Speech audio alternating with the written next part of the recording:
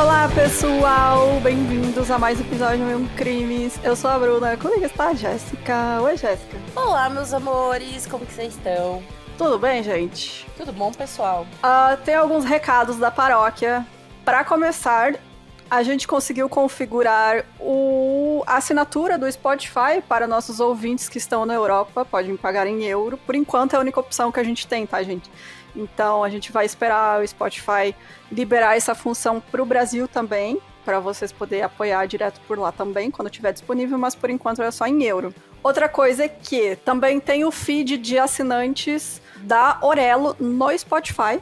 Então a gente Isso tem é muito lá. legal. Isso. Tem na nosso. Para encontrar, você vai no nosso feed principal e aí vai ter o banner embaixo com o feed para assinantes. Beleza, gente? Se você é Oreller... Oreller, sim. Você pode ouvir também pelo Spotify. E o último recado aí é, em breve entraremos em pequenas férias, porque está acontecendo uma situação. Eu já tinha avisado os ouvintes na última vez que a gente gravou, né? Então, estou aqui anunciando a todos, já que todos na minha família, meus amigos já sabem. Mas estou voltando para o Brasil. De volta pra minha terra. De volta pra minha terra. Queria que o Gugu viesse me buscar aqui pra me levar todas as coisas. Ia ser mais prático, você não ia ter. Nossa, ia ser muito mais fácil, cara. O Gugu traz um caminhão aqui pra carregar minhas coisas. Mas é isso, gente. Vou voltar para o Brasil em agosto. Então, a minha passagem está para dia 13 de agosto. Então a gente vai aí passar um períodozinho de férias ali em agosto, justamente porque eu vou ter que vender peças do meu computador, meu monitor, enfim. E até eu chegar no Brasil, eu me estabelecer de volta, vai um tempinho aí. Dependendo, galera, eu trabalho por ela. Mas não daremos certeza disso, porque a gente sabe que coisas acontecem. Infelizmente, se eu dependesse só do podcast, eu daria uma certeza maior. Mas eu vou tentar gravar umas coisinhas, tá, galera? Para ninguém ficar órfão. Exato, mas a princípio vamos tirar aí uma mini férias até eu me estabelecer e vou voltar para a minha cidade natal. Então, pessoal... Frederico Westphalen! Encontrinho Mil e um Crimes, Frederico Westphalen. Vai rolar por aí daqui Gente, vai rolar. Eu quero Bruna chegando em Frederico Westphalen. Comemorações, fogos. Ai, não, cara, pelo amor de Deus. Mas é isso, gente. Eu tenho recadinhos também. Primeiro recadinho, que não é recadinho, é um lembrete que a gente vai tentar dar todo início de episódio. Por favor, nos sigam aqui no Spotify e também dê 5 estrelinhas pra gente, porque eu acho que a gente merece. Isso aí. E deixa sua avaliação. Outro recadinho muito da hora é que, pra quem gosta de ouvir minha voz, pode me ver também, porque estou participando agora de um programinha no canal Perifacom, já estreou.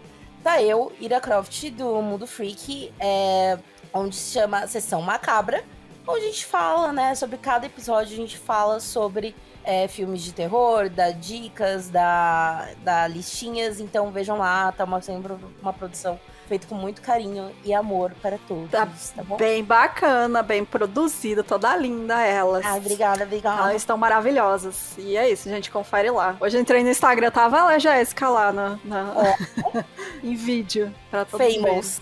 Muito bacana. Então é isso, gente. Esses são os recadinhos. Outro recado é o episódio, justamente por conta que eu tô nesse processo aí de mudança, de resolver coisa aqui, procurar lugar pra morar lá, porque eu não quero ficar na casa dos meus pais. Beijo, pai, beijo, mãe. Beijo. Mas, então, a minha cabeça não tava muito boa ainda não está, né, nesses últimos dias, então eu preciso do episódio pra espairecer, por isso que eu escolhi esse assunto de hoje pra gente poder falar umas besteiras também. Não que não seja um assunto sério, mas dá mais liberdade porque, né, não são crimes propriamente dito. Algumas pessoas morreram, mas faz muito tempo, foi na Idade Média, então a gente pode rir. Então, é isso, né? Não tem mais nada pra falar? Não, acabamos, né? Meia hora de recado. Nossa, e ó, se você não é assinante, saiba que a gente ficou 1 hora conversando e contando fofoca e falando de comida aqui antes de começar o episódio, então você está perdendo. E lembrando, pra quem assina, a gente tem que entrar lá no nosso Discord, tá? Que tem lá nas regras certinho como você faz pra ouvir as gravações. Beleza? Então, bora pro episódio de hoje. Então, vocês já viram pelo título, o que é a histeria coletiva? É também conhecida como histeria em massa, folie à plusieurs. Olha só que bonito, a gente teve episódio de folie à não. Folie à plusieurs. Não, amiga, não fala mais esse nome não, é só está aqui, porque... Tá, é um nome já também. Já ia ficar triste. É porque tem folie a várias coisas, tem a folie à deux, folie à famille, folie à plusieurs, que é a loucura de muitos. Ou, como o termo também mais usado em inglês, doença psicogênica em massa. É um fenômeno sociopsicológico definido pela manifestação dos mesmos ou semelhantes sintomas por mais de uma pessoa, onde não existem agentes infecciosos responsáveis pelo contágio. Basicamente, gente, o termo médico mais usado é doença psicogênica em massa, justamente porque existe um estigma em volta do termo histeria coletiva. Mas eu escolhi chamar de histeria coletiva porque é o termo mais popular, que todo mundo conhece, e é mais fácil também do que ficar falando doença psicogênica em massa. Mas mais pra frente a gente vai falar aí as questões. Agora no início eu tentei dar uma contextualizada pra vocês, depois a gente vai falar de alguns casos. Então, os sinais de doenças ou sintomas é espalhado rapidamente e afeta membros de um grupo coeso, sendo originados de algum distúrbio no sistema nervoso envolvendo excitação, perda ou alteração de funções em que as queixas físicas que são exibidas inconscientemente não têm causas orgânicas correspondentes conhecidas. Ou seja, não tem causa externa e orgânica. Não tem agente químico, não tem vírus, não tem contaminação ou nada que possa ser diagnosticado como uma doença contagiosa. A histeria em massa é puramente psicológica e quem sofre com ela pode estar tanto consciente como inconscientemente desenvolvendo sintomas físicos, como se realmente tivesse alguma doença, alguma contaminação. Isso é muito importante porque grande maioria dos casos é inconsciente, gente. É pouquíssimas pessoas que realmente depois admitem estar fazendo aquilo de modo consciente, né, para, enfim, tentar se encaixar no que está acontecendo, ou chamar atenção. E eu nem coloquei caso disso aqui, porque acho que a gente tem que focar no fato de ser uma coisa inconsciente. A pessoa não está fazendo de propósito e não é porque é psicológico que ela não está em sofrimento. Então isso é muito importante a gente ter em mente também, que as pessoas falam, é psicológico, a histeria coletiva, a primeira reação das pessoas é pensar que a pessoa está fingindo aquilo. Não, se é uma questão psicológica, não quer dizer que é mais leve.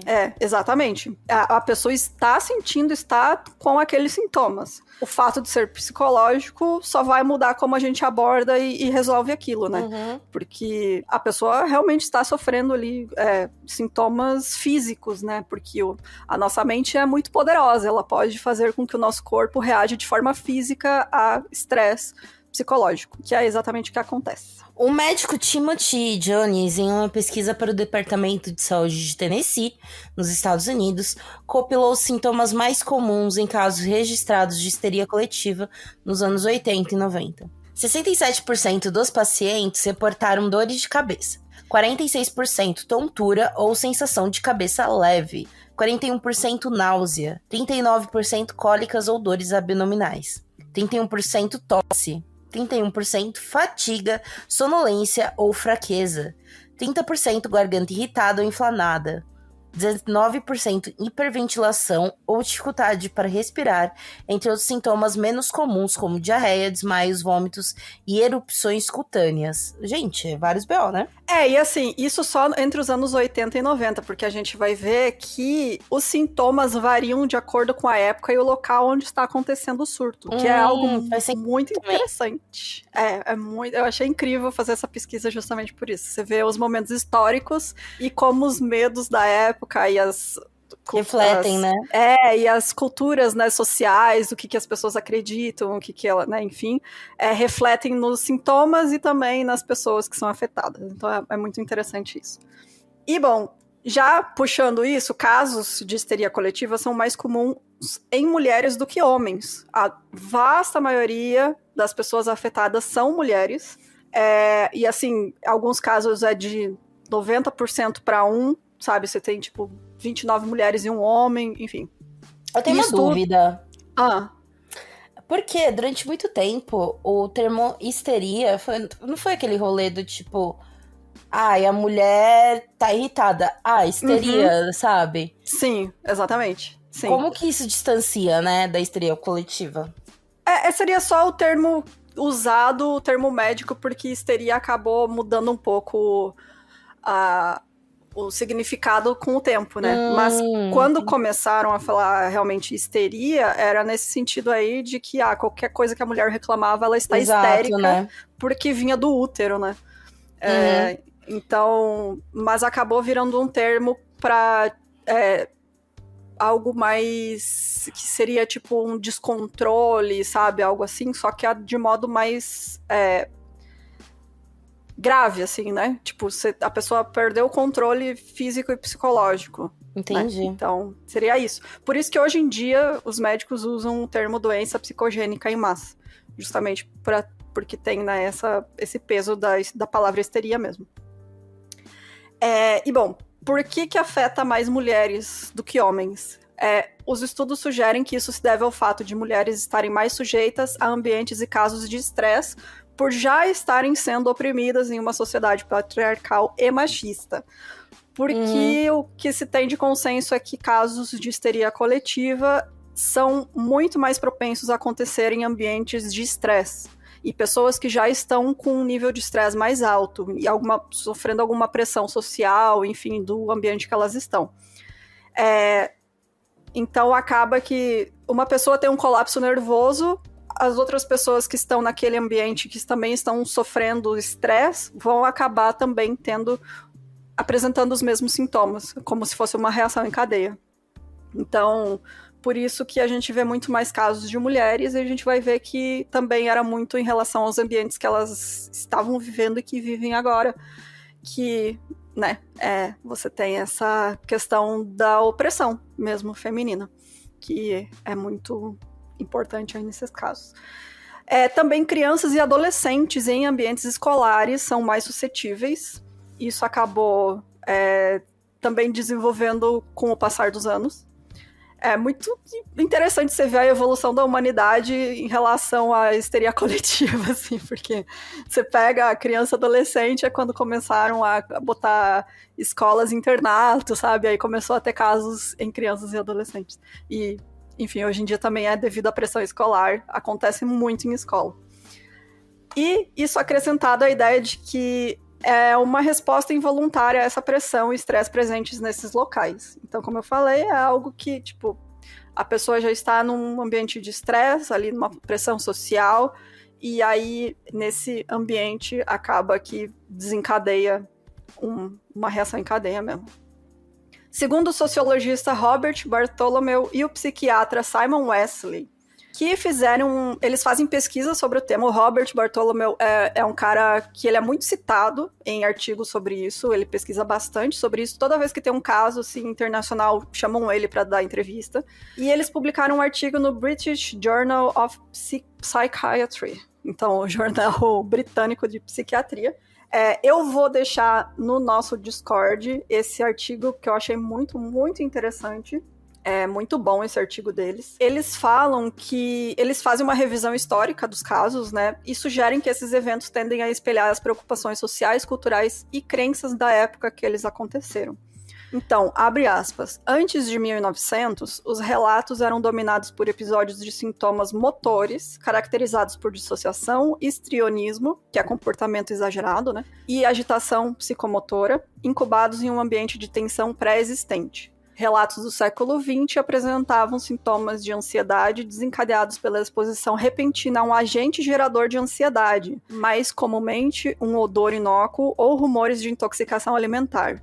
Do início da década de 80 até o presente, tem havido uma presença crescente de temas de terrorismo químico e biológico, culminando em uma mudança repentina desde os ataques terroristas de 11 de setembro de 2001 nos Estados Unidos. Então a gente vê que os sintomas e como as pessoas apresentam tudo vai mudando de acordo com os medos da época, né? Então, muito aquilo de tipo, por que só começaram a ver até avistamento extraterrestre depois, né, da Guerra Fria em diante? Porque, né, era o medo das pessoas de algo além, né, que elas não tinham conhecimento de coisas científicas além do alcance delas. Então, é basicamente esse princípio, assim, Idade Média, o medo das pessoas era mais sobrenatural, elas apresentavam mais comportamentos e surtos em relação a isso. Mas quanto mais moderno, a gente vai mudando. Atualmente, inclusive, já mudou. Não é mais coisa terrorista, é em relação à pandemia mesmo. Então, as pessoas acham que é sempre alguma doença. É sempre algum agente, um vírus ou alguma coisa assim, que está desencadeando os casos mais recentes. Bom, no meio médico e acadêmico, os casos podem ser divididos em 2 tipos. Histeria de ansiedade em massa e histeria motora em massa. A primeira tem duração mais curta, tipicamente 1 dia, e envolve ansiedade súbita e extrema após a percepção de uma falsa ameaça. A segunda categoria é caracterizada pelo acúmulo lento de estresse reprimido e é confinada a um ambiente social intolerável e caracterizada por desassociação, histeria e alterações na atividade psicomotora. Por exemplo, tremores, espasmos, contraturas, geralmente persistindo por semanas ou meses.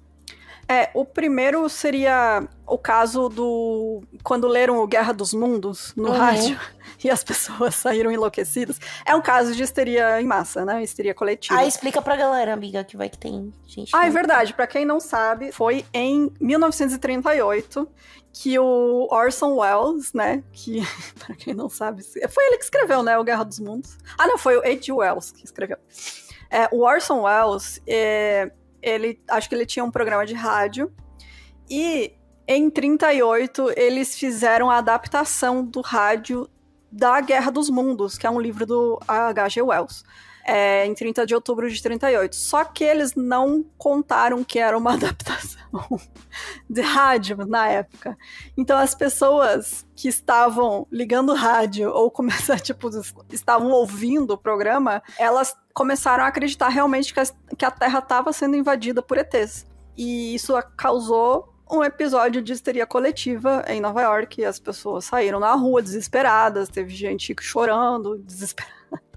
Assim, foi realmente aterrorizante, né, para as pessoas da época.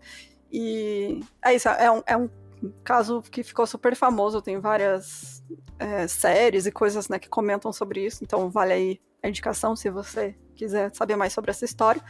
Mas é um caso de histeria de ansiedade, né? Também tem vários outros, né, que acontece, sei lá, uma fake news. Mas assim, a gente fala fake news, as pessoas, histeria coletiva, estão lá rezando para pneu.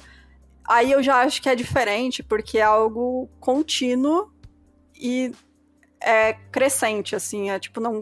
A histeria coletiva, ela é algo súbito, é do nada, é realmente algo muito rápido que acontece.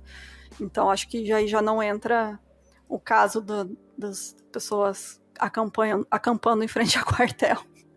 Basicamente isso.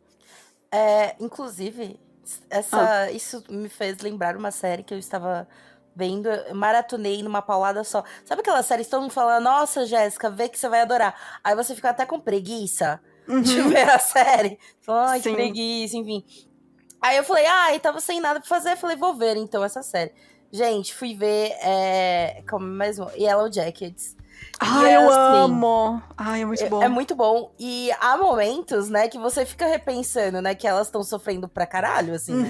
Então você pensa, gente, a histeria coletiva... Óbvio que, né, a gente tá falando de uma série ficcional, então, às vezes dá a entender que é histeria coletiva ou não. Mas, enfim, isso tudo pra refletir como que, naquele momento, eu fico pensando, mano, é a coisa mais normal do mundo elas terem uma histeria, sabe? Elas brisarem, elas acreditarem que a floresta tá falando com elas, tá pedindo pra elas. Porque ao mesmo tempo que eu vejo o episódio com muito ódio delas, falando, parem de ser burras, por que vocês estão sendo completamente burras? Eu fico pensando, aquela situação completamente, né? Pra quem não sabe, a série são meninas que estão num time, né? De futebol. Um time de futebol, De verdade, né, inclusive. Futebol mesmo. Futebol. E aí acaba que o avião delas cai no meio do mato e elas têm que viver, né, com meio do mato e, no inverno, sabe? Enfim. E aí, elas estão tendo que sobreviver, né? no caso. É um ambiente de extremo estresse, né? Tipo, Exato. E mal alimentado. Exato, aí você fica pensando que elas não estão mal bebendo água, não Uhum. estão comendo, estão completamente estressadas. Elas são todas adolescentes, sabe? Que estão também nessa ordem hormonal, assim, muito grande. E aí eu fico pensando, ao mesmo tempo que eu fico, gente, como vocês são burras, parem de fazer essa burrice, não faça isso com a sua amiguinha, entendeu? Você pensa, é muito normal você ter essa histeria. É muito normal você surtar. É muito normal você se apegar a questões religiosas que pra elas não vai para além do religioso. É algo que tá rolando ali, né? Exatamente. Então, é uma coisa que eu lembrei agora. Realmente, eu amo essa série.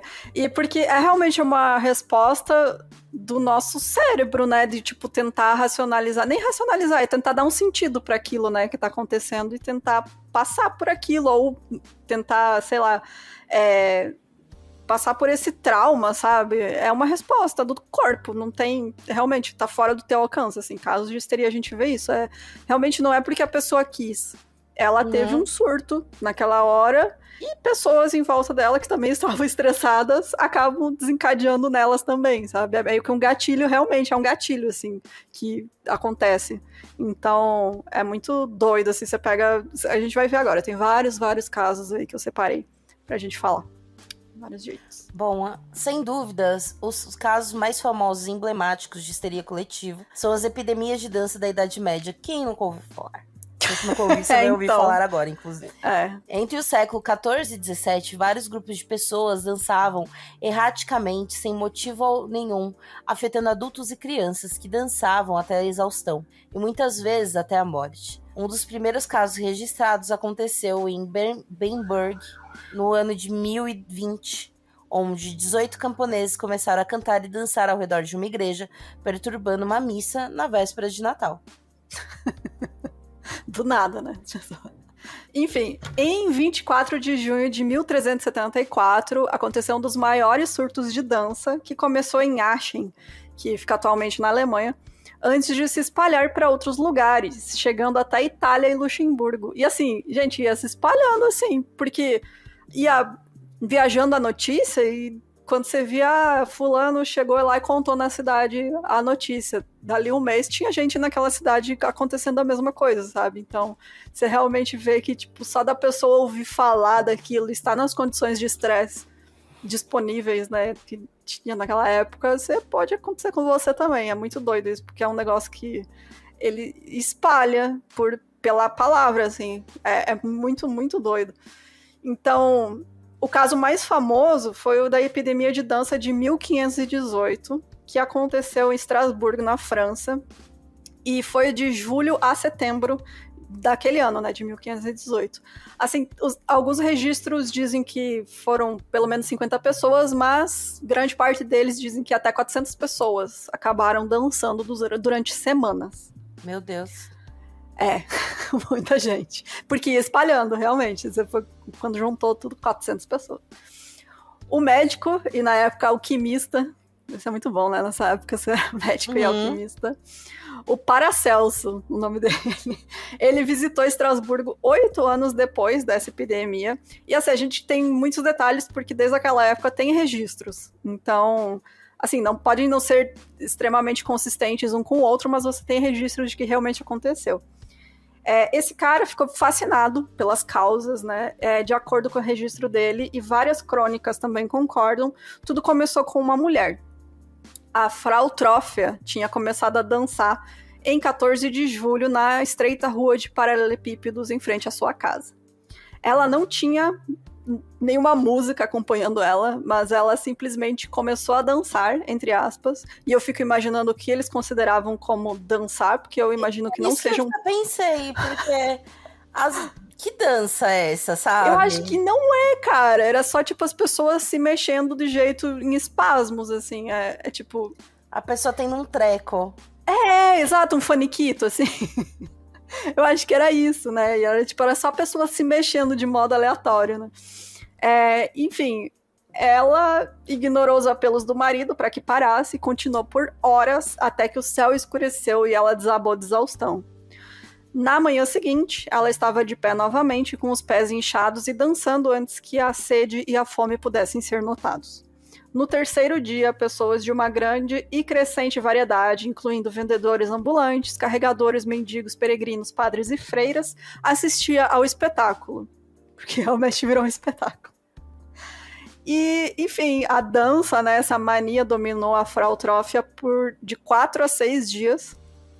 E aí, quando as autoridades assustadas intervieram, eles mandaram ela em uma carroça a 50 quilômetros de distância para Saverne. E lá, ela poderia ser curada no santuário de Vitus, que era o santo que se acreditava ter amaldiçoado ela. Alguns dos que testemunharam sua estranha performance começaram a imitá-la, e em poucos dias, mais de 30 pessoas, que ficaram conhecidas como coreomaníacos, estavam em ação. Alguns já tão monomaníacos que só a morte teria o poder de intervir. Então eu só fico imaginando tipo, o barulho dessas pessoas, sei lá, dançando, balançando os pezinhos, meio gemendo de dor, e barulho de perna quebrando, porque às vezes acontecia, assim, sabe? Meu a pessoa Deus, torcia o pé. Deus. Assim, cena de terror, realmente. Me lembrou uma coisa nada a ver, galera. Nada. Mas sabe aquele filme ruim do Wolverine? Sim. O Wolverine? Qual? Wolverine. Aquele filme ruim dele, que tem aquele Deadpool horroroso. Sim, o filme antigo. Antes, Exatamente. que não é o Logan, né? O Logan é bom, verdade. É o Logan. O Logan é maravilhoso. Aquele filme sim. ruim. Uhum. Então, tem uma cena que o cara, que a garotinha do Wolverine, ela vai lá e hipnotiza o cara pra ele ficar eternamente caminhando, né? E aí eu fiquei pensando nisso, que é uma coisa meio que isso, sabe? Seu corpo vai desfalecendo, o pé vai ficando em carne viva e você tá ali, né? Exatamente. Não, com o ritmo ragatanga não deixa o seu corpo. Você fica Ai, gente, pelo amor de Deus. Quanto mais cidadãos essa praga incomum afligia, mais desesperado o conselho local ficava para controlá-la. O clero a considerava obra de vingança de São Vito, mas os conselheiros deram ouvidos à guilda dos médicos, declarando que a dança era apenas uma doença natural. Gente, que provém do sangue superaquecido. Pô, que sangue é esse? Sangue quente, né? Não, é a lambada, né? A lambada. A dança como mesmo? Dança o ritmo proibido. O ritmo proibido.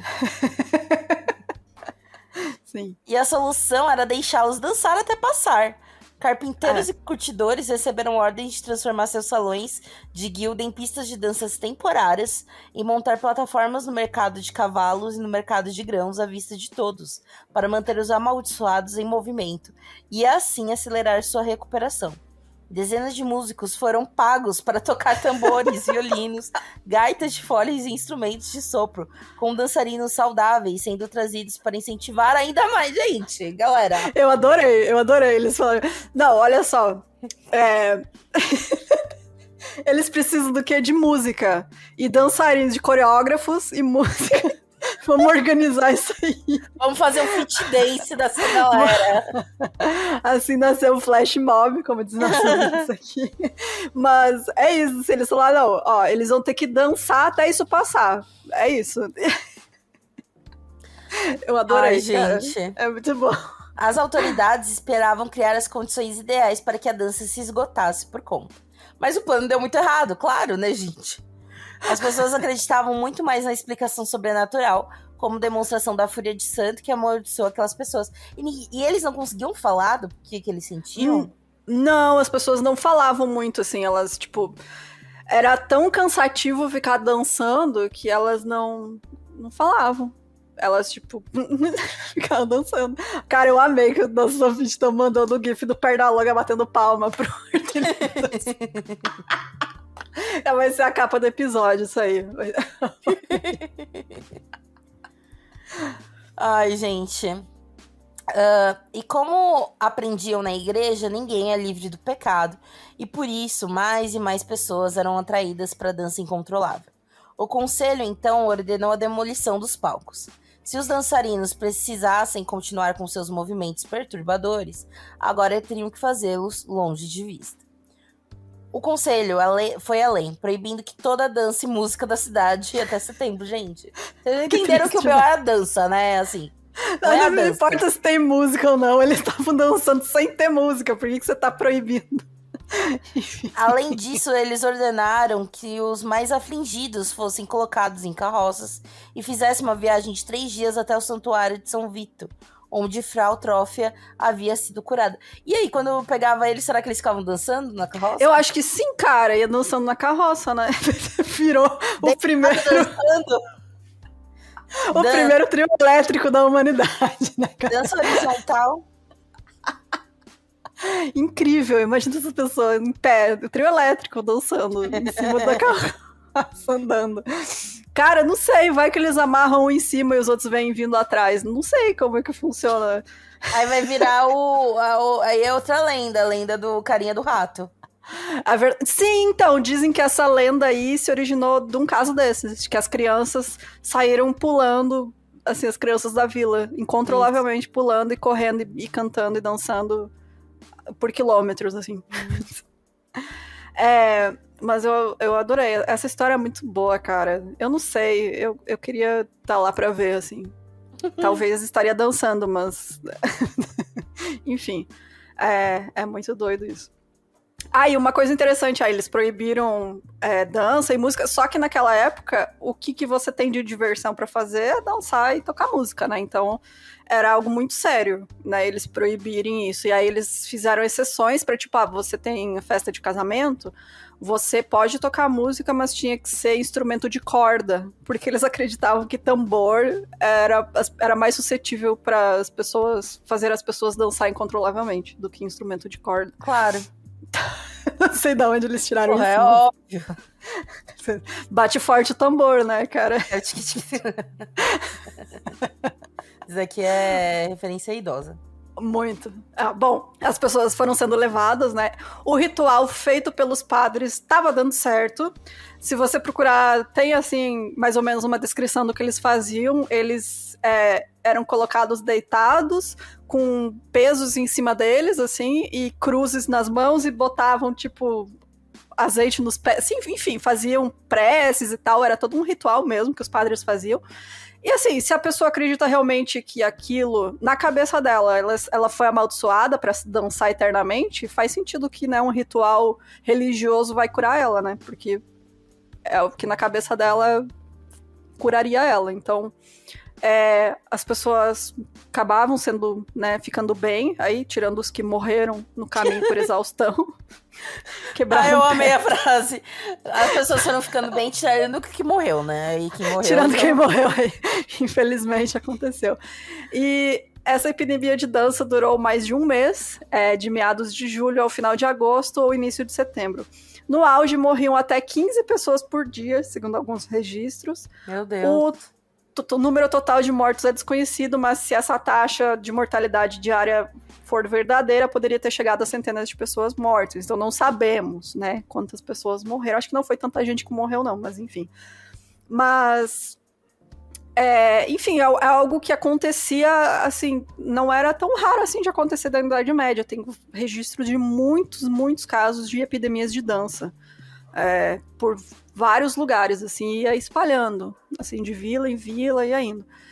E vários historiadores modernos argumentam que essas epidemias de dança na Europa medieval foram causadas pelo ergot, né, que é um fungo que altera a mente e é encontrado nos talos de centeio úmido, basicamente um mofo, e pode causar espasmos e alucinações, que é uma condição conhecida como fogo de Santo Antônio. Mas o historiador John Waller, ele, assim, meio que desmascarou essa hipótese no livro dele sobre a epidemia de dança, um livro que se chama A Time to Dance, A Time to Die, que ele lançou em 2009. E, sim, esse fungo pode causar convulsão e alucinação, mas ele também restringe o fluxo sanguíneo para as extremidades. Então, as pessoas contaminadas por ele não iam conseguir dançar por vários dias seguidos. Ele também tem outros sintomas, como diarreia, vômito e tal, que essas pessoas não apresentavam. Então, realmente, tudo leva a crer que foi um episódio de verdade, esse é um psicológico. dos casos que toda vez que falam, não, mas comprovaram que aconteceu, eu ainda rola uma incredulidade da minha parte. Sabe? Cara, eu não consigo conceber, na real. Mas você vai ver que acontece até hoje casos, só que como eu disse, a mas humanidade... é que eu acho que esse ponto da dança, da galera aleatória, porque o lance eu entendo, tipo, de uma galera que experienciou coisas em comum, né? Que vivenciou alguma coisa em comum. Mas de uma galera que tava lá e foi juntando, sabe? É uma coisa que é difícil mesmo, né? Da gente compreender. Mas até os pesquisadores esses que eu usei aqui de fonte, eles falam que justamente na Idade Média tá ficando cada vez mais raro episódios de histeria coletiva motora, que são esses que a pessoa realmente apresenta movimentos e tiques, né, e coisas que ela não consegue controlar. O que tá acontecendo cada vez mais é que chama ansiedade, né, que são que coisas... dura menos dias, né, menos e ela é menos, os sintomas físicos são mais falta de ar, desmaio, esse tipo de coisa, sabe? Você não perde mais o controle do seu corpo. E por que isso? Porque na Idade Média as pessoas realmente acreditavam que você era possuído, você podia ter um demônio no seu corpo. Não que hoje em dia as pessoas também não acreditem, mas não é algo tão difundido, né? Naquela época era realmente algo que era o seu dia a dia. Tudo era culpa do demônio, né? Então... Exato. Então, tipo, algo psicológico, né, no caso, é involuntário e é o teu inconsciente, porque é aquilo ali que você cresceu aprendendo, né? Então, é o modo das pessoas, como elas foram criadas, o que elas acreditam. Então, elas perderem o controle do corpo delas faz sentido na cabeça delas, né? Eu ri muito que o Aribi falou que é The Last of Us da vida real, né? Por causa do tipo isso. Tipo isso. Segundo John Waller, a população pobre de Estraburgo estava no ponto para uma epidemia de dança histérica. Antes de tudo, havia um precedente. Todas as epidemias de dança europeias entre 1374 e 1518 ocorreram perto de Estraburgo, ao longo da fronteira ocidental do Sacro Império Romano-Germânico. Além disso, havia as condições prevalecentes.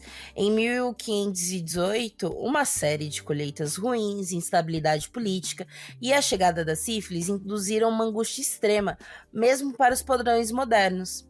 Esse sofrimento manifestava como uma dança histérica, porque os cidadãos acreditavam que isso poderia acontecer. As pessoas podem ser extraordinariamente sugestionáveis, e uma firme convicção na vingança de São Vito bastava para que elas as atingisse. As mentes dos coreomaníacos eram atraídas para dentro, escreve Waller, lançadas nos mares violentos de seus medos mais profundos. Ou seja, ele concluiu que o rolê da dança veio pelo medo disso acontecer, né? Exatamente. É o que... É o que eu falei, você acredita naquilo, e aí você ouve falar que é uma maldição do São Vito que está fazendo as pessoas dançarem incontrolavelmente, você está num estresse absurdo porque não tem o que comer, você está passando fome, tá tudo uma merda, agora a pessoa tá morrendo de sífilis, tá tudo horrível, e aí você ouve falar isso e você fala, porra, eu também tô na merda, eu também sou um pecador. O que tá impedindo o São Vito de me amaldiçoar também? E, cara, teu inconsciente, você começa a dançar também, você foi também amaldiçoado, porque você não seria. E é isso, como eu falei, não é algo consciente, é realmente... a pessoa não controla aquilo. Uhum. Outros casos mais comuns de histeria coletiva na Idade Média aconteciam em conventos. As freiras exibiam uma variedade de comportamentos geralmente atribuídos à possessão demoníaca. Frequentemente usavam linguagem grosseira e exibiam comportamentos sugestivos ou se comportavam como animais. Tem um filme que é um dos meus filmes favoritos, inclusive, que é The Devils, né? Que é os demônios. Gente, vocês acham via Google Drive, né? A nossa biblioteca nacional aí, né? É um filme, inclusive é isso, gente. Se vocês estiverem menor, não, é bom não ver, tá? Mas é um filme que, inclusive, quase ultrapassou o Exorcista, se não fosse O Exorcista, né? Que é um filme do caralho também. Que é um filme, basicamente, que é um terror psicológico, né? Que mostra, assim, tipo, um padre que ele é completamente como vou dizer, não muito padre,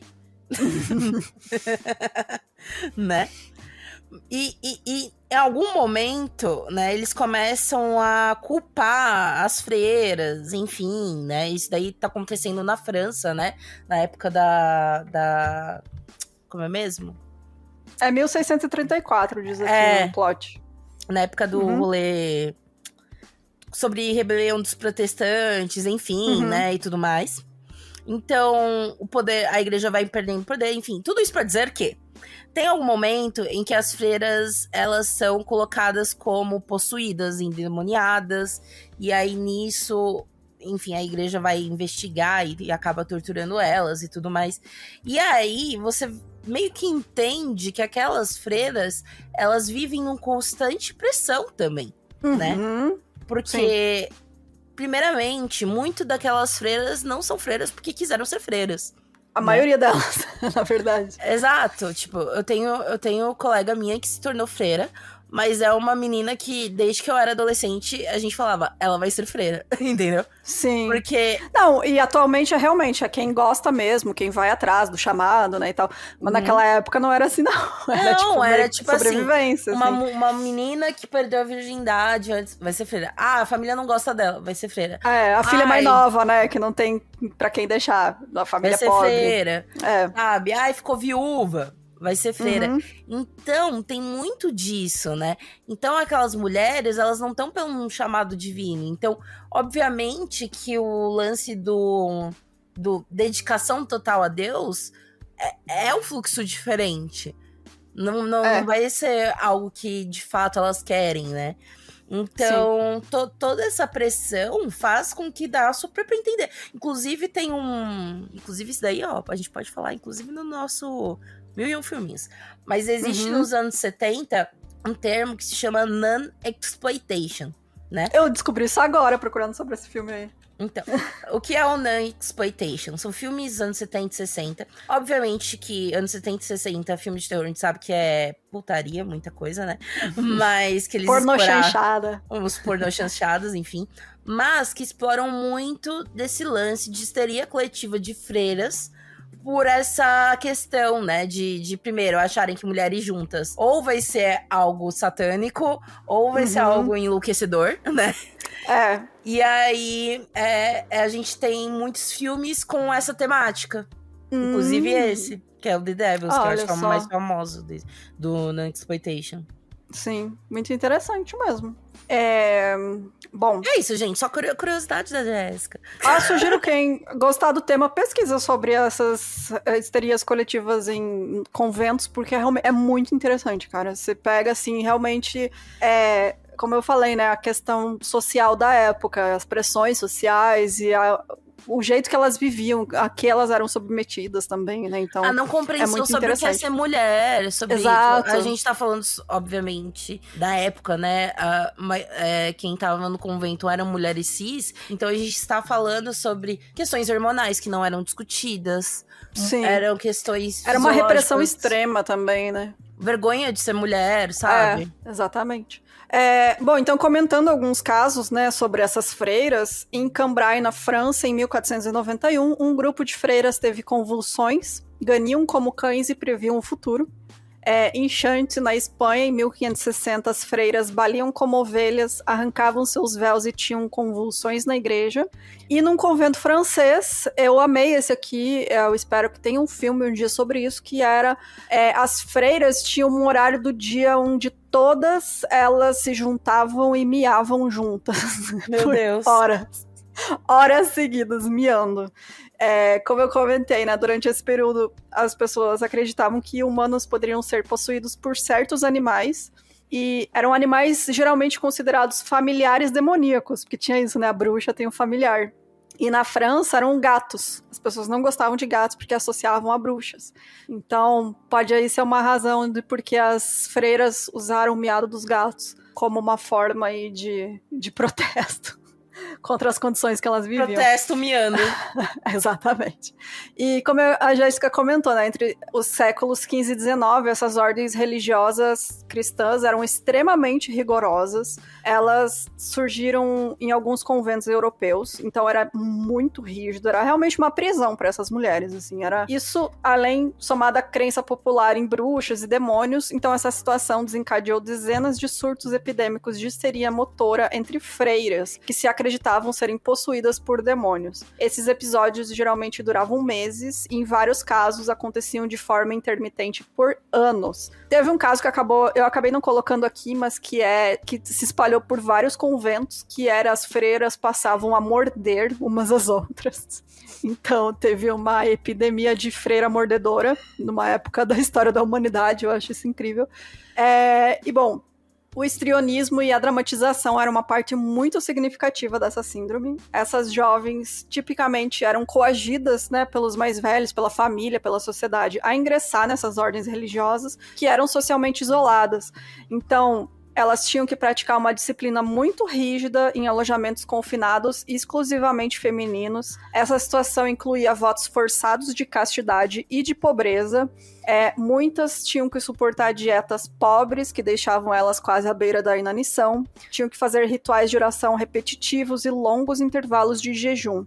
E a punição coisa, né? Tipo, quem tá na vocação, né, que a gente fala, né, que é aquela pessoa que de fato quer aquilo, entende aquilo como algo natural, ou tipo, sim, tanto que a gente tem as feiras de clausura, que direto viraliza, aí o pessoal, sim, meu Deus, pobre das coitadas delas, não, elas gente, elas estão lá porque querem, realmente. Não, gente, elas podem sair, tanto que tem alguma, eu tava vendo vídeo de uma que saiu e casou e foi visitar elas, entendeu? Sim, enfim, porque entende que a vocação era outra, né, enfim. Só que a questão dessa galera é que ela não tava ali porque queria, sabe? Ela tava ali porque ela deu pro namorado. Ou nasceu pobre, família não tem dinheiro pra te manter, né? E também nessa época muito da religião cristã, né, católica, era muito ligada à punição física, né? Você tinha que sofrer como Jesus sofreu, então era muito comum isso de você ter jejuns muito grandes, de você comer pouco, de você colocar o seu corpo aí por situações de estresse físico também, né? Justamente para ter essa ideia de que aquele você rolê de merece. Você estar preparada para isso e quando você não quer isso, né? Exatamente. Essa é a diferença, exatamente, né? E, bom, além de tudo isso, tinha punição, né, para as transgressões, para quem não seguia todas as regras. Então, mesmo as menores transgressões incluíam açoites, encarceramento.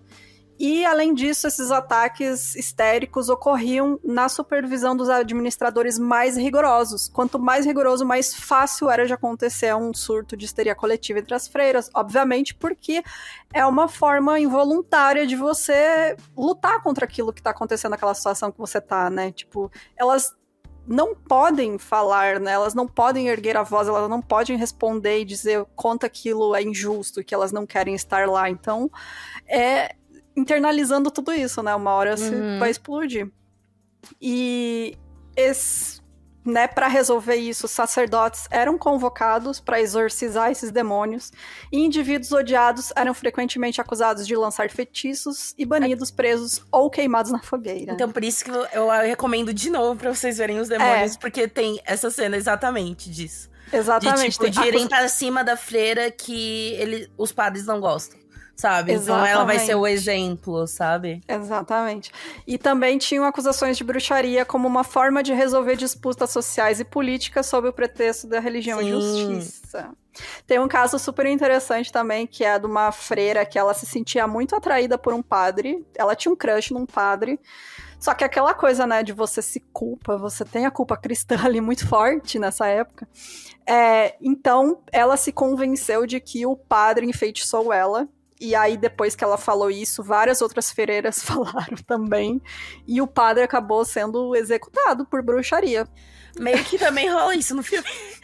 Mas olha aí, ó. É porque esse filme ele é inspirado em vários casos que aconteceram dentro da igreja católica na época da França. Olha, eu vou ter que assistir esse filme agora, porque eu acho incrível essas histórias. Mas o que acontece também dessa época, né, além dessas disputas, acontecia que muitas vezes tinham conflitos, nem falou, internos de igreja. Então, mas tinha também, o que acontece até hoje, muito machismo dentro da igreja. Sim, sim. Então, o que acontecia? Às vezes, uma freira, ela fazia milagres do ponto de vista, né, religioso, católico. Né? Mas aqueles padres, eles não queriam que tivesse uma visibilidade dela, né? Sim. Então, o que eles faziam? Ela não tá fazendo milagre, ela é bruxa. Entendeu? Então sim, acontecia muitas vezes isso, sabe? De tipo, do que era o milagre cristão era quando eles queriam, e a bruxaria é quando eles não gostavam, né? Então acontecia muito disso também. É muito interessante. Inclusive é isso. Outro dia eu pensei até fazer um caso sobre uma freira, mas agora eu me empolguei e vou escrever mesmo. Vai, escreve sim, amiga. Deve ter vários casos interessantes. Tem. Bom, alguns pesquisadores afirmam que os julgamentos de Salem, episódio 145, nosso, né? Também se tratava de um episódio de histeria coletiva, onde um grupo de meninas jovens apresentavam comportamentos estranhos e afirmaram estarem sendo atacadas por demônios enviados por pessoas da cidade. E eu acho também a histeria coletiva vem também de um rolê muito também de desconhecimento, né? Quando a gente fala também de Salem. Sim. Porque, sei lá, você é uma jovem, tá tendo alterações hormonais, desejos que você nunca teve e tudo mais. Então é mais fácil você culpar um demônio.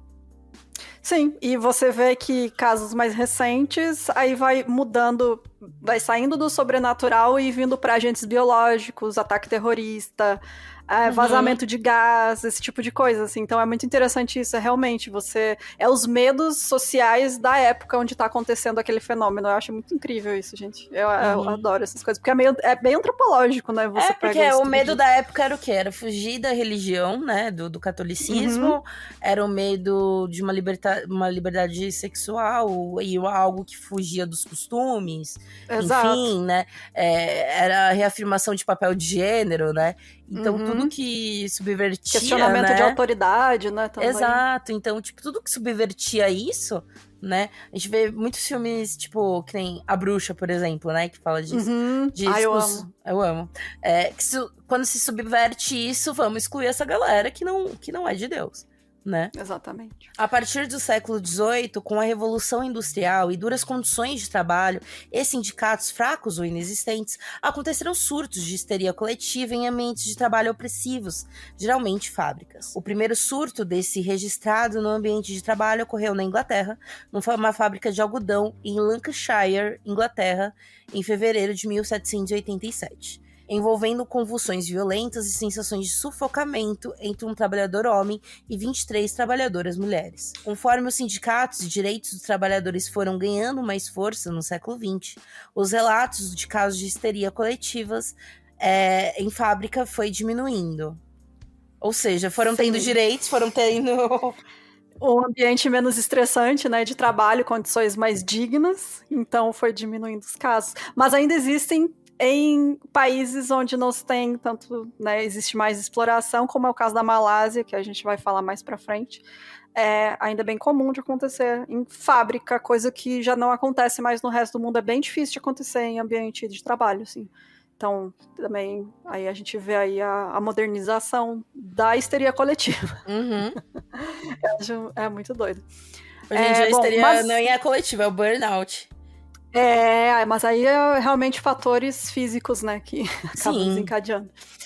Uma coisa também é que tem alguns casos, poucos, mas existem de casos que foram classificados como histeria coletiva que depois se descobriu se tratassem de agentes orgânicos, né? Teve um caso numa escola, acho que, se eu não me engano, foi na Inglaterra também, que descobriram depois que teve contaminação na salada ali que as crianças comeram, enfim. Numa fábrica também teve contaminação de uma fumaça lá que os funcionários aspiraram, enfim. Mas são muito raros. Assim, realmente minoria dos casos que realmente acontecer alguma coisa. É muito mais fácil ser algo psicológico em relação a estresse. Mas ao mesmo tempo que esses casos, né, em fábricas diminuíam, Os casos em ambientes acadêmicos, rigorosos e estritos, aumentavam. Isso que eu acho super interessante, porque você começa a colocar jovens em um ambiente acadêmico com pressão social, ali de performar bem, e acaba criando aí um ambiente propício para casos de histeria coletiva que acontecem até hoje. Então, em 1893, uma escola para meninas em Basileia, na Suíça, foi afetada por tremores e convulsões contagiosas envolvendo alunas que não conseguiam concluir as tarefas escritas na escola. Esses sintomas diminuíam depois do horário escolar e retornavam quando elas voltavam para a escola. Ou seja, é uma resposta involuntária do teu corpo àquele ambiente. Realmente estresse daquele ambiente. Você tá respondendo ao estresse. É muito doido isso. E aí é como algumas pessoas usam isso pra dizer que estavam fingindo, que é de propósito. E não é, cara. Realmente é involuntário. Os casos em escola geralmente acontecem em instituições mais rígidas, sendo mais comuns em internatos. De novo, aquela dinâmica de muita pressão social, né? O mais famoso aconteceu em 1962 e ficou conhecido como a epidemia de riso de Tanganyika, atualmente Tanzânia, próxima da fronteira com a Uganda. E essa epidemia de riso começou em 30 de janeiro de 62, em um internato para meninas, que era administrado por uma igreja missionária, em Cachaça, que é a cidade. Bom, começou com 3 meninas, começando a rir descontroladamente, e se espalhou por toda a escola, afetando 95 das 159 alunas com idades entre 12 e 18 anos. E esses sintomas duraram de algumas horas a 16 dias, com média de 7 dias. E conforme essas meninas eram enviadas para casa, as pessoas em casa também eram infectadas, entre aspas, né? E entravam aí nessa histeria coletiva de risos incontroláveis. Gente... A epidemia espalhou-se para Anchiba, onde viviam várias das alunas da escola. Em abril e maio de 62, 217 moradores, na sua maioria jovens, tiveram um ataque de riso ao longo de 34 dias. O fenômeno desapareceu 18 meses após seu início. Todas as áreas afetadas estavam no raio de 160 quilômetros de Bukoba, a maior cidade da região. No total, 14 escolas foram fechadas durante esse período e 1.000 pessoas foram afetadas. Os sintomas incluíam riso e choro, além de inquietação e dor generalizada, até porque, né, gente, depois de dar uma risadona sem parar, a barriga dói. Cara, eu começo a tossir incontrolavelmente. Nossa, sim, você começa a chorar, você começa... Sim, nossa, mano. Eu começo a tossir, me falta ar, e daí, tipo, é isso, assim. Isso é muito bom, mas há limites. Há limites, exatamente. Bem como desmaios, problemas respiratórios e erupções cutâneas. O surto foi atribuído ao fato de os jovens não possuírem as habilidades de enfrentamento adequadas para lidar com estresses e ansiedades sociais que estavam acontecendo na época.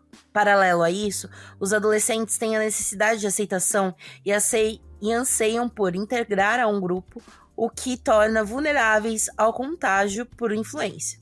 Em dezembro do ano anterior, Tanganyika recém havia conseguido sua independência do Reino Unido. Os estudantes relataram sentir-se estressados devido às expectativas maiores dos professores e pais. A sociedade local era governada por anciãos tradicionais rígidos, então a probabilidade é que a histeria fosse uma manifestação da dissonância cultural entre o conservadorismo tradicional em casa e as novas ideias que desafiavam essas crenças da escola. Porque era uma escola cristã. Então, assim, naquela região, naquela época, a sociedade era muito tradicional ainda dos costumes da região. Então, eles tinham lá as crenças deles específicas e era, tipo, algo bem rígido mesmo, assim, socialmente. E aí, essas crianças chegavam na escola e era uma escola cristã que estava ensinando coisas diferentes e dizendo que tudo que eles aprenderam em casa era errado, sabe? Sim. Então... Como não enlouquecer com isso, né? Exatamente, tipo, como é que um adolescente vai processar isso, sabe? Então eles acabaram entrando em choque mesmo, e foi isso que aconteceu. E a adolescência em si, né? Mesmo quando fora estrias, enfim, já é um choque, né? É conflito direto. A pior fase da vida, mano. Terrível, Gente, a pior fase da vida. Gente, vai passar, ó, não se desespere, porque passa. Juro, é a pior fase.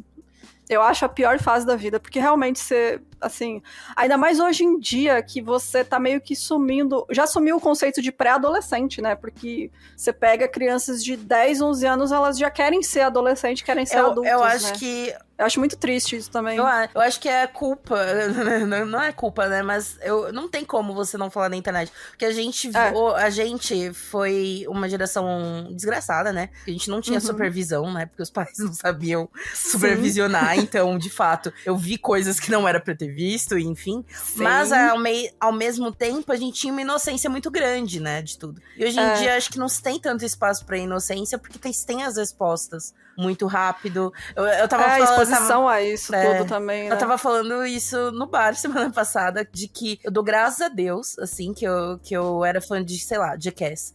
E eu queria imitar os caras do Jackass, sabe? Então eu dou graças a Deus que não existia celular na época, entendeu? Existia porcamente uma câmera digital, porque a gente fazia as nossas besteiras, mas a gente sofria bullying também, a gente sofria cyberbullying também. Mas era uma esfera completamente diferente, né? É que eu acho que o problema é o acesso irrestrito à internet 24 horas por dia. Esse que é o problema, porque a gente tinha acesso à internet, mas a internet era uma coisa que você desligava. Você passava horas limitadas do seu dia na internet, não, né? A mãe liberava só domingo. E eu ainda tinha que parar, porque ela ia ligar pra sua tia. Aí você ficava, ai, mãe... desliga a internet. Então, tipo, a gente ainda tinha essa separação do mundo real e o mundo virtual, e hoje em dia não se tem mais isso. Tudo é virtual e real. E tudo o tempo inteiro está conectado, que eu acho muito triste também, porque adolescente hoje em dia não tem realmente... como é que fala? Eles não têm... Tem fora de tela? Não, como é que... Gente, me fugiu a palavra. Quando você tem um espaço pra você, você tem o seu... Individualidade? Não.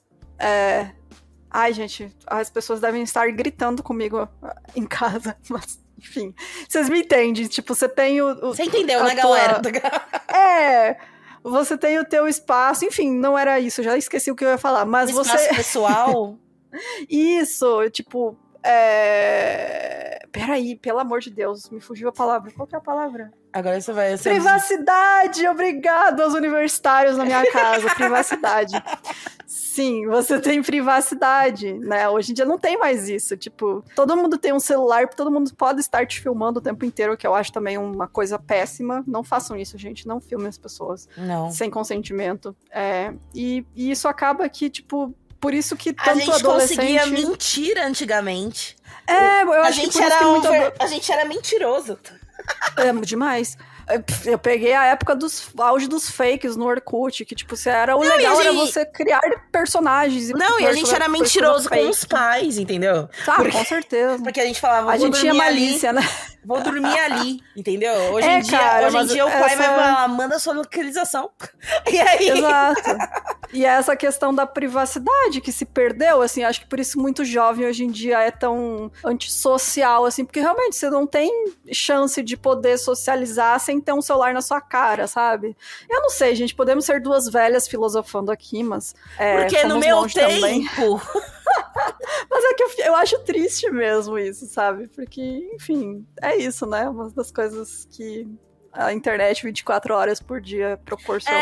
Porque a gente ficava ansioso pra entrar na internet, porque era um momento... Era um momento de diversão, não era não era algo que, tipo... Era como você sentar e ver um filme, era uma atividade que você fazia. Exato. Né? Então, que era mais legal a gente, tipo, se ver pessoalmente. Foda-se, sabe? Enfim. Exato. Voltando, gente. Idosos, como velha pra a gente foi longe. Essa epidemia de riso na Tanzânia foi a primeira de uma sequência de 3 grandes epidemias de histeria coletiva naquela região, as outras sendo em julho e novembro de 63, do outro lado da fronteira, na Uganda. E elas ficaram conhecidas como epidemias de corrida, porque os jovens sentiam a necessidade incontrolável de correr sem sentido. E se engana quem pensa que na era moderna a humanidade já superou os casos de histeria coletiva. surtos continuam acontecendo em diversas partes do mundo e são registrados em maior número em regiões específicas, como é o caso da Malásia, como eu comentei. Nos anos 60, o país enfrentava casos de histeria coletiva em fábricas, que foram gradualmente mudando de ambiente e atualmente afetam principalmente crianças em escolas e internatos, em sua maioria meninas. Para o Robert Bartholomew, que é esse senhor que eu comentei que pesquisa sobre o assunto, a Malásia é a capital mundial da histeria em massa. E ele afirma que é um país profundamente religioso e espiritual, onde muitas pessoas, especialmente as que vivem nos estados rurais e conservadores, acreditam nos poderes do folclore tradicional e do sobrenatural. O fenômeno é tão recorrente que em vários períodos, como em 2016, o governo precisou fechar escolas, todas as escolas, para evitar que continuasse se espalhando. Então você tem esse ambiente extremamente propenso a crenças folclóricas e ao sobrenatural, junto com ambientes extremamente conservadores, rígidos, especialmente a meninas, né, e mulheres e minorias sociais. Então, é uma combinação de fatores aí que você, sob pressão, acaba, né, garantindo que vão acontecer mais casos de histeria coletiva, porque, como a gente comentou durante o episódio inteiro, é um modo que as pessoas... o modo que o inconsciente das pessoas encontra de tentar protestar contra aquilo que elas estão sofrendo, né? É tipo meio que uma bomba explodindo mesmo. Sim. O caso que mais chamou atenção acontece em agosto de 2019, iniciado por uma estudante chamada Siti Nuranissa, que teve visões, desmaios e gritava sem parar. O ataque dela gerou uma reação em cadeia e em poucos minutos se espalhou para outras salas de aula, onde alunos gritavam descontroladamente. No total de 39 estudantes foram afetados. E para Robert, abre aspas, não é coincidência que Kelantan, o estado mais conservador religiosamente de todos os estados da Malásia, seja o mais propenso a surtos de histeria coletiva. A resposta das autoridades confirma essa afirmação, pois, para conter o surto, um xamã foi enviado até a escola e as grandes árvores que rodeavam o edifício foram cortadas por serem, abre aspas, casas de espíritos.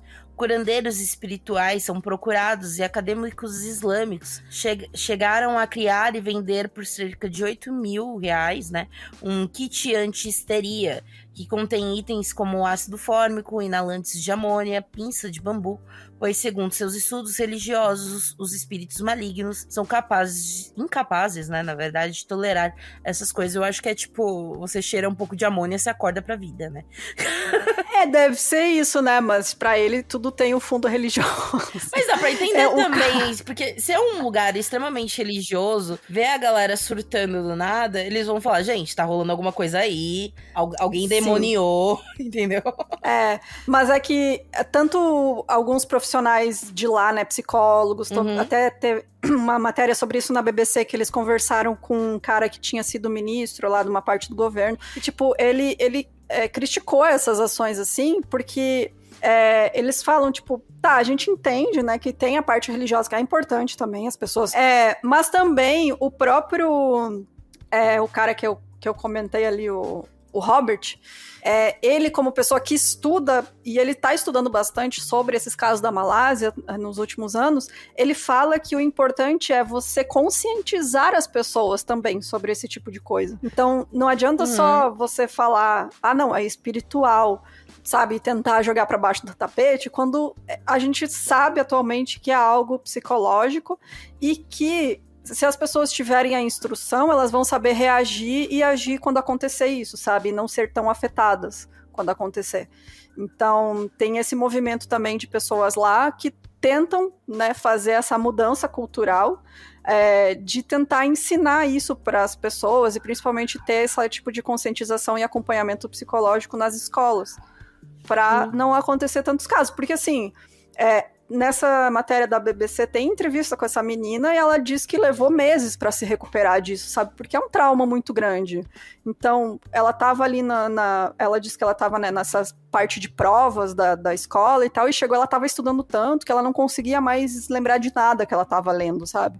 Então ela tem uma consciência que é psicológica, né? Mas ela acredita que foi espiritual. Caralho! Aí que tá, sim, ela realmente acredita que foi paranormal essa experiência dela, porque ela teve visões, realmente, foi algo muito horrível pra ela, porque ela viu coisas, uma entidade, sei lá, e aí ela tentava gritar e não conseguia, Ou seja, achava dá que até não pra conseguia, entender, mas... né? Porque ela acha que é espiritual, né? Exatamente, É horroroso porque mesmo. ela, pra ela foi real mesmo, então, né, você tem que, você entende realmente, e aí, tipo, tem que ter essa, acho que é uma junção das coisas mesmo, né, tipo, se você tem uma sociedade tão espiritualizada assim, você também tem que ter né, uma resposta que também seja nessa parte, justamente porque é o que as pessoas acreditam, né? Mas ao mesmo tempo você tem que trabalhar para que isso não aconteça, né? Porque é um trauma. Para a pessoa aquilo foi real.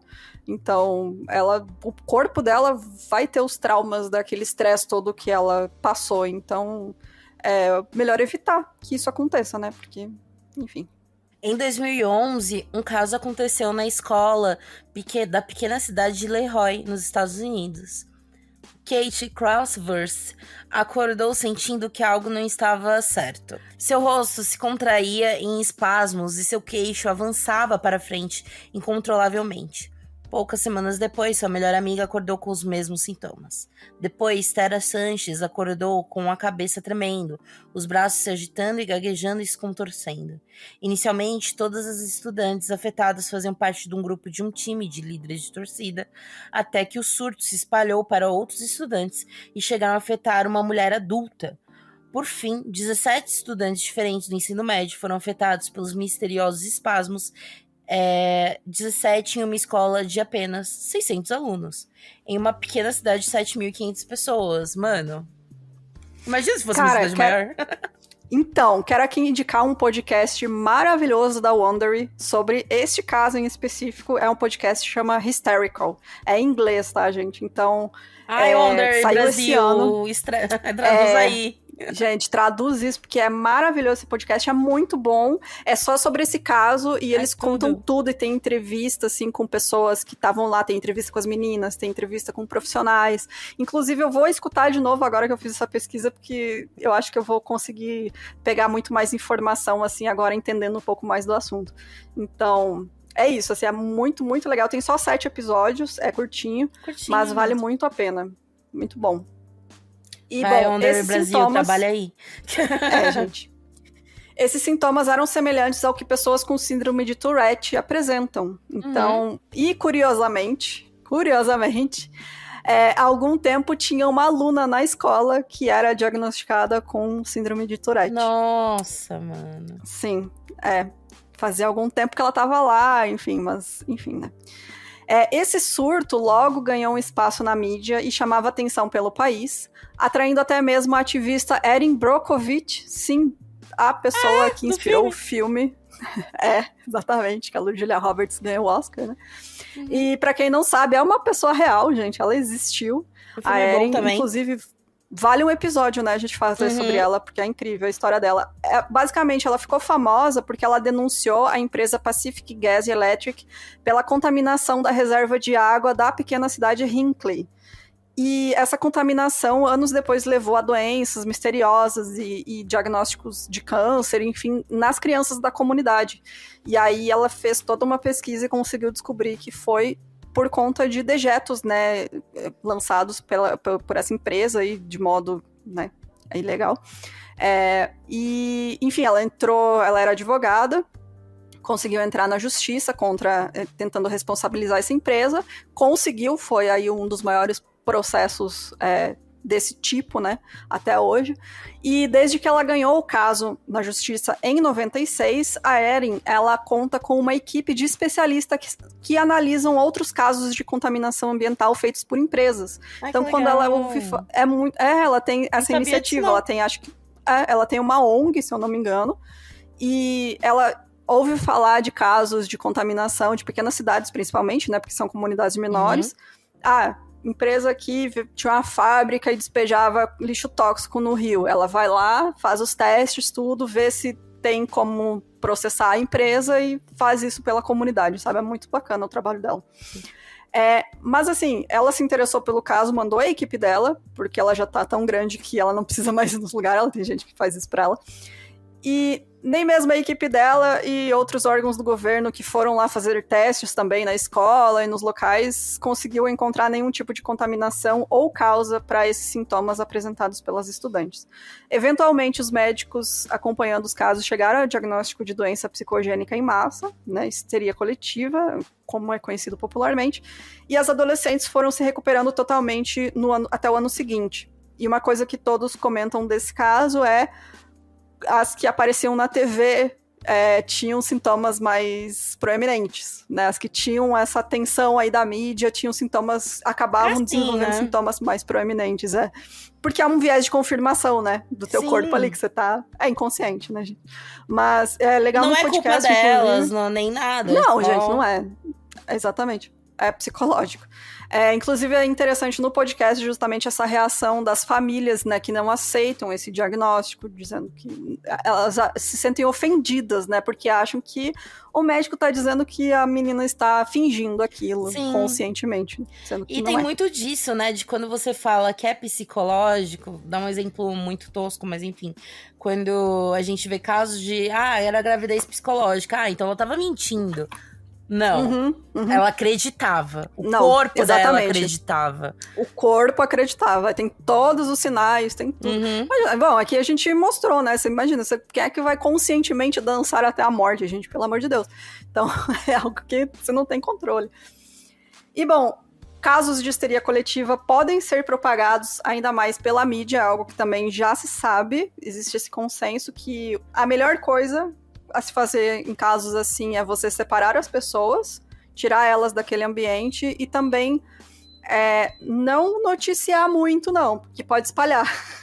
Sério? Basicamente, você cria outros casos de pessoas que estão em ambientes de estresse que aí podem também acreditar que aquilo está acontecendo com elas, enfim. Só que tem um caso em particular que eu descobri fazendo pesquisa, chamou a atenção pela mídia ser a causa do surto. Então, a mídia não espalhou, mas ela foi a fonte, a causa, porque geralmente a causa é um paciente zero, como eles chamam, né? Que é uma pessoa tendo um surto psicológico.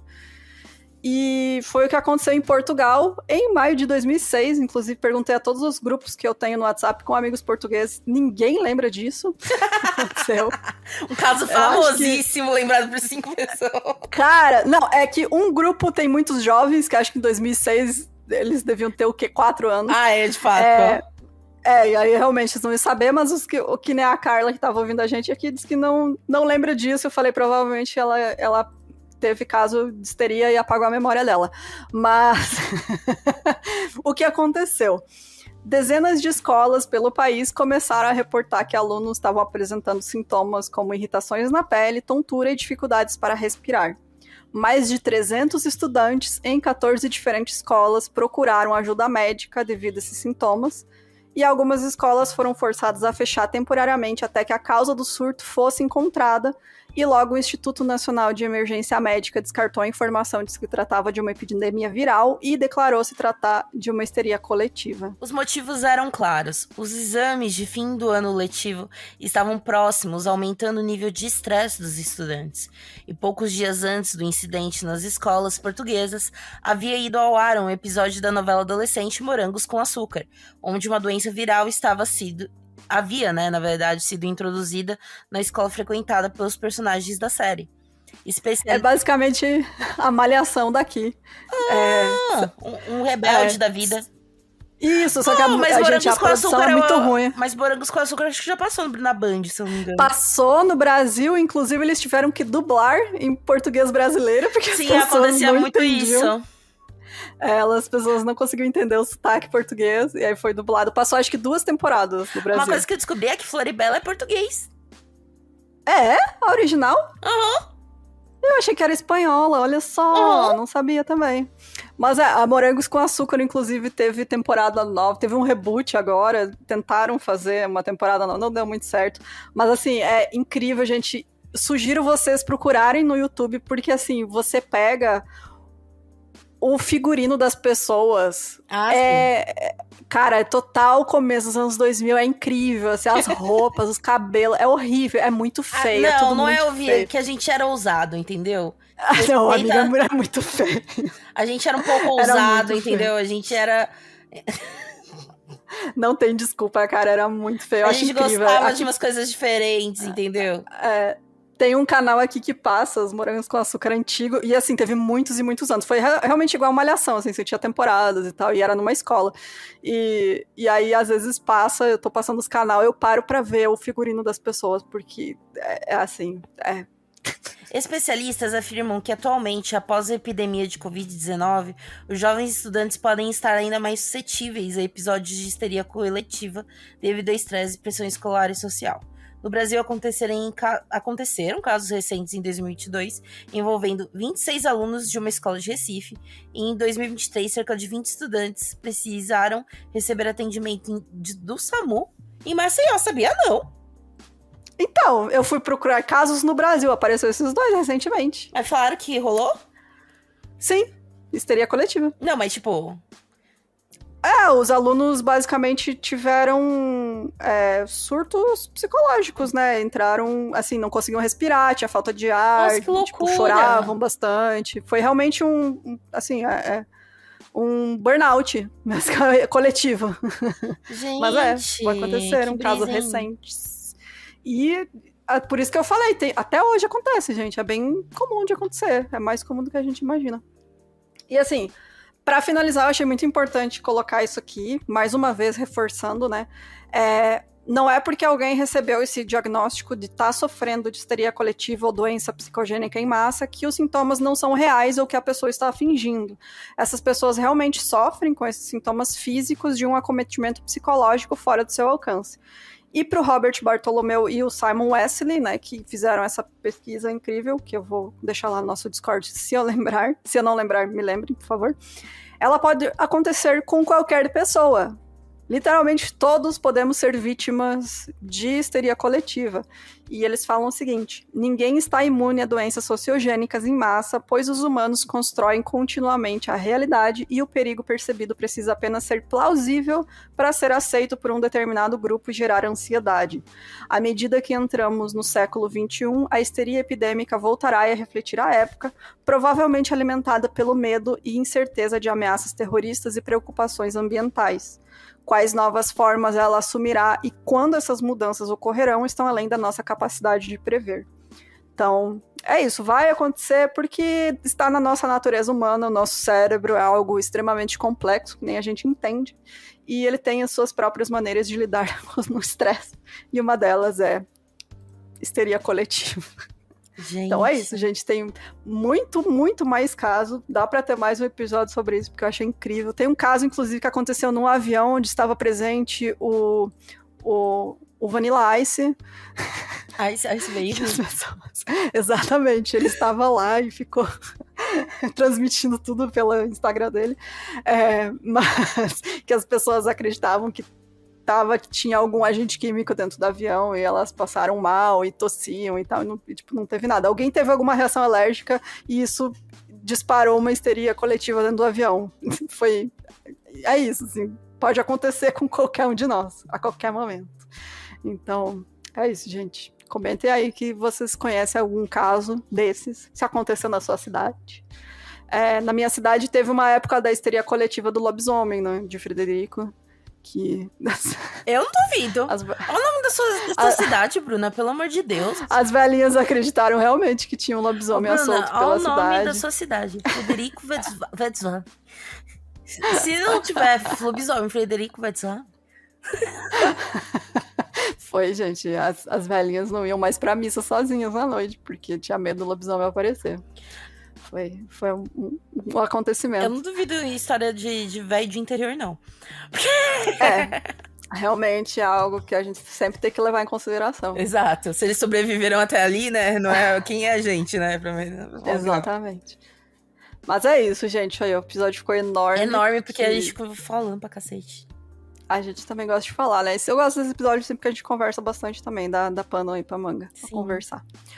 Mas é isso, também. Tem mais algum comentário? Senão vamos para os comentários do último episódio. Galera. Bora!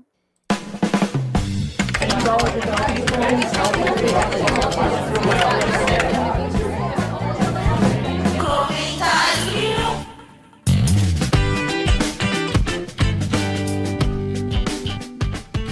antes de tudo, quero dizer aqui que obrigado a todo mundo que falou que eu falei o ditado errado.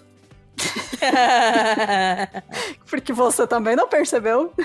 Porque eu falei os boi na frente da carroça. Nossa, amiga, e o pior, sempre quando eu ouvi, você falou, aí eu, sabe quando rola assim, acho que é algo errado, não tá certo? Cara, eu nem na minha cabeça eu falei certo. Eu falei a carroça na frente dos boi, mas saiu trocado na minha boca.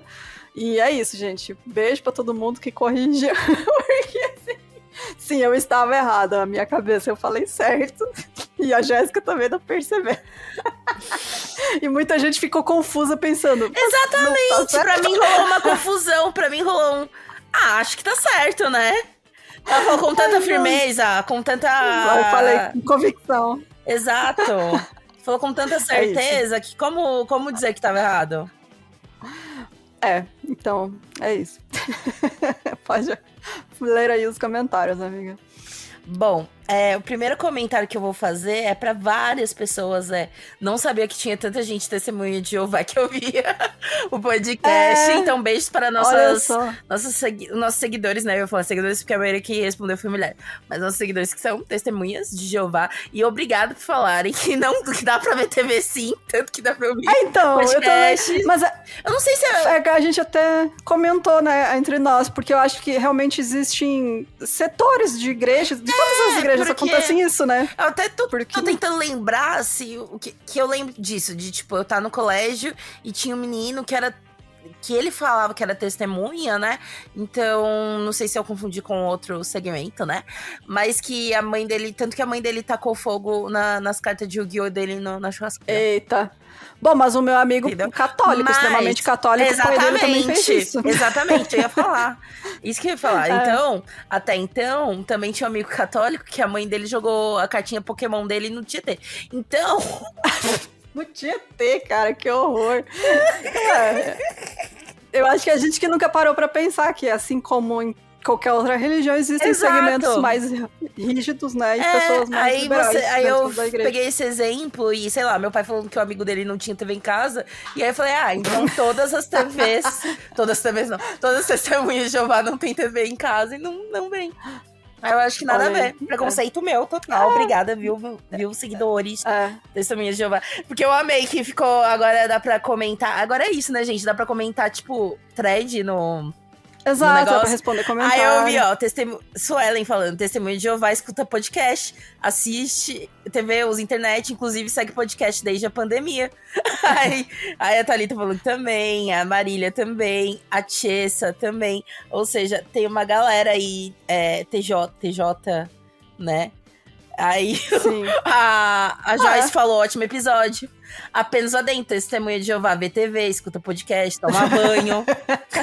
Tomar banho é ótimo, né? Não, isso aí eu boto fé, entendeu? Porque a partir do momento que somos latinos...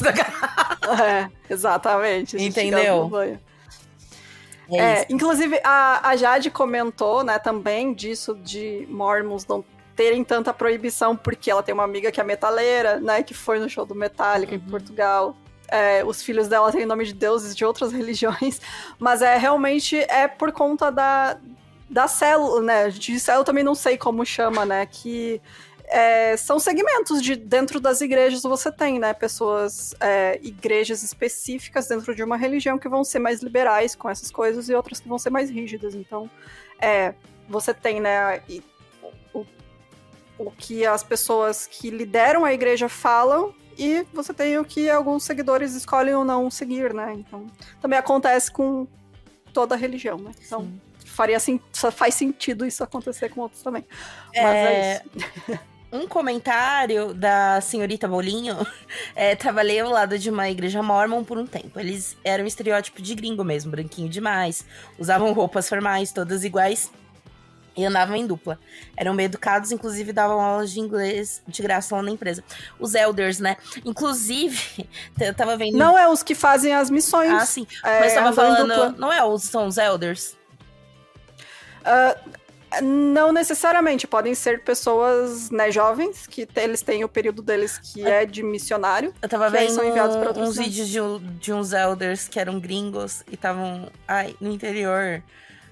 no Maranhão, era um negócio assim. Cara, incrível, né, mano? Os caras saem de lá dos Estados Unidos. Não, e aí a galera botando eles pra carpir e coisa. Aí as mulheres dando café pra eles tomar, café com bolo, sabe? Muito bom, E cara, eles, tipo, incrível. ajudando assim, sabe? Eles com a roupinha social. Eu achei muito bom. A troca cultural, né, cara?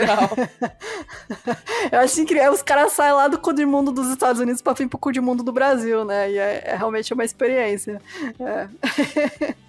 Mas isso me lembrou uma campanha. Eu não lembro que país que foi, cara. Agora eu não vou lembrar que país que foi. Se eu não me engano, foi na Arábia Saudita que estavam tentando fazer um censo. E o governo teve que fazer uma campanha para as pessoas pararem de convidar a pessoa que está fazendo o censo para entrar e tomar um café, porque isso estava atrasando. Porque eles se sentiam obrigados socialmente a aceitar todo o café que era oferecido a eles, porque senão eles iam ser mal educados.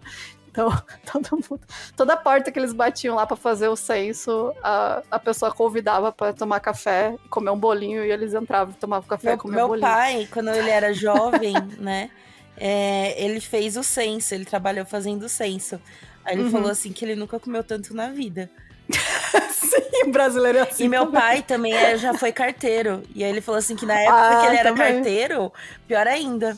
Porque quando chegava Natal, Ano Novo, ele tinha um Fusca, vinha carregado de coisa. Que era um tal de dar coisa, de, sabe, fazer as coisas, dar pra eles. Eu acho incrível que o brasileiro tem uma mania, né, de receber, né?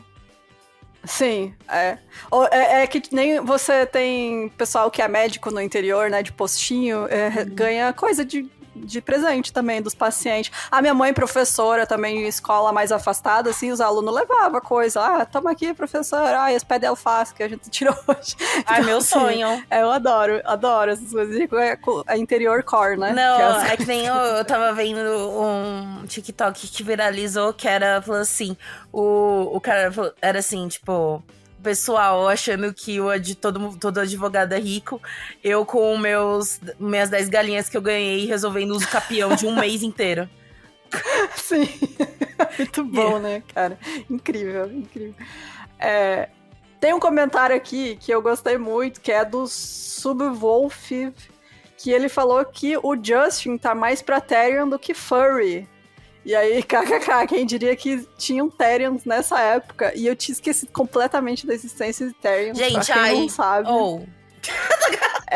É zoado julgar? Mas, cara, eu acho incrível. Mas a mente humana. Mas é zoado julgar Therions? Me fala que não, é problemático. Não, acho que tá liberado, né? É problemático? Eu acho que tá liberado. Não é problemático. Eu acho que tá liberado zoar, porque nem os furries, né, eles tentam se afastar dessa galera também, porque... Por quê? Puta coisa ridícula, mano, pelo amor de Deus. E aqueles lá que tentam andar que nem animal? Então, gente, pra quem não sabe, é uma pessoa que se identifica como não humano, como um animal não humano, em alguma porcentagem. Então, eles acreditam realmente que eles se chamam de transespécie. E é isso, e alguns, né, mandam fazer fantasias de cães pra ficar andando de 4.